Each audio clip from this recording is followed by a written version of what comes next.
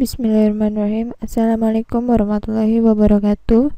Alhamdulillahirrahmanirrahim, kita dapat melanjutkan kembali perkuliahan kita di sini pada mata kuliah metabolisme gizi.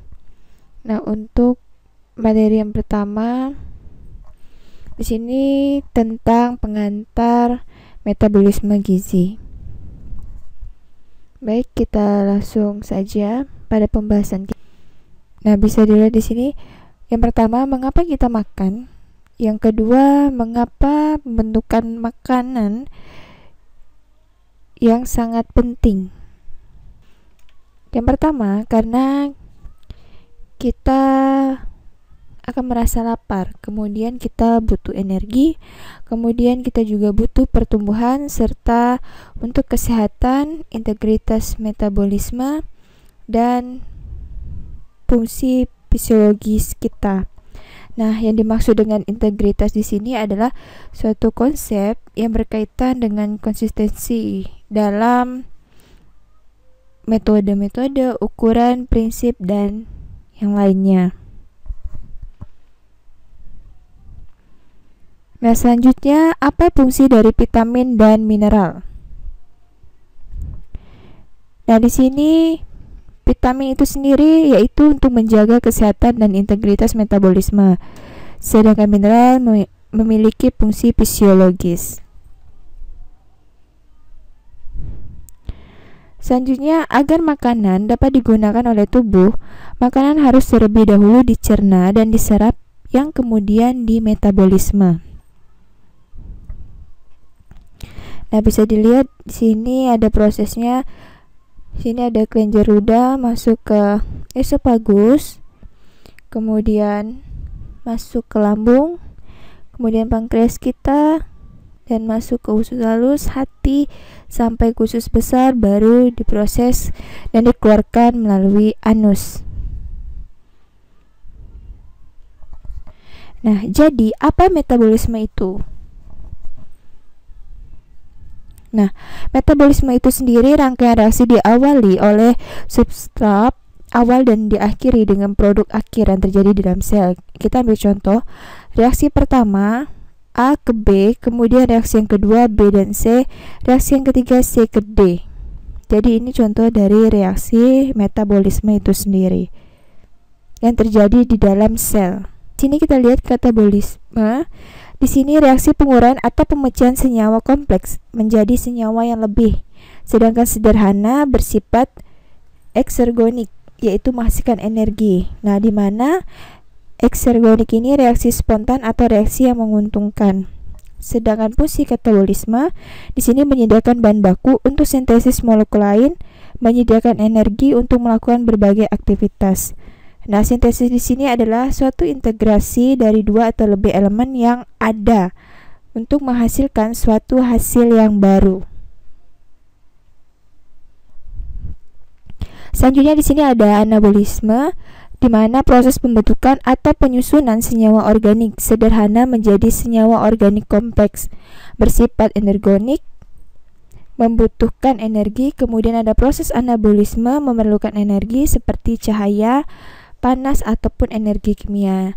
Nah, pengertian dari energonik itu sendiri yaitu yang tidak menguntungkan, kebalikan dari eksergonik tadi. Nah, di sini bisa dilihat anabolisme, di sini ada energonik, di sini ada eksergonik.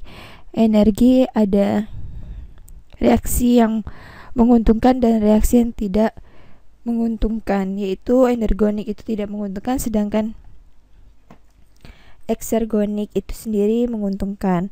Nah, di sini bisa lihat molekul kompleksnya seperti ini, susunan gambarnya. Kemudian ada senyawa sederhana yang tidak tersusun, beda sama molekul kompleks. Kemudian ada katabolisme yang mengarah ke senyawa sederhana. Kemudian metabolisme dilakukan untuk apa? Untuk memperoleh energi, menyimpan energi, menyusun bahan makanan, kemudian merombak bahan makanan, membentuk struktur atau mengeluarkan zat-zat, melakukan gerakan, bereproduksi, dan menanggapi rangsangan. Jadi itu ketika metabolisme yang terjadi di dalam tubuh kita. Nah, apa itu enzim dan apa itu ATP? Nah, di sini enzim mempercepat reaksi metabolisme dengan menurunkan rintangan energi. Ini biasanya disebut biokatalisator. Sedangkan ATP, adenosin trifosfat, itu molekul yang memiliki energi yang sangat tinggi. Nah, ATP juga dapat menghasilkan energi ketika ATP terhidrolisis menjadi ADP, adenosin difosfat, atau AMP, adenosin monofosfat, akan dihasilkan oleh energi. Energi hasil pemecahan ATP digunakan untuk berbagai reaksi di dalam sel. Jadi itu ya, itulah pengertian dari enzim dan ATP, di mana keduanya sangat dibutuhkan di dalam tubuh yang memiliki energi sehingga membuat metabolisme di dalam tubuh berjalan dengan baik.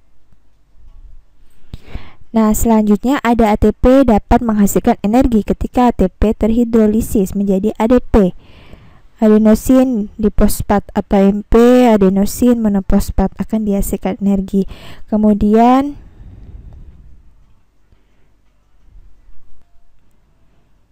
di sini ada pertanyaan. Tapi beberapa orang mengalami gangguan metabolisme. Mengapa? Kok bisa mengalami gangguan metabolisme? Nah, di sini kita lihat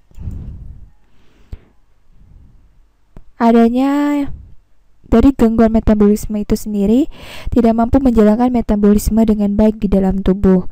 Kemudian ada faktor di sini ada dua yang mempengaruhi adanya kelainan genetik, hilangnya enzim yang diperlukan untuk metabolisme di dalam tubuh. Kemudian ada faktor lain. Nah, di mana kelainan genetik di sini ada enzim esensial, sedangkan faktor lain di sini adalah penyakit atau gangguan klinis. Nah, penyakit atau gangguan klinis di sini biasanya terjadi ketika enzim esensial di dalam tubuh itu tidak mengalami atau berproses dengan baik ketika berada di dalam tubuh, sehingga menyebabkan penyakit atau gangguan klinis itu sendiri.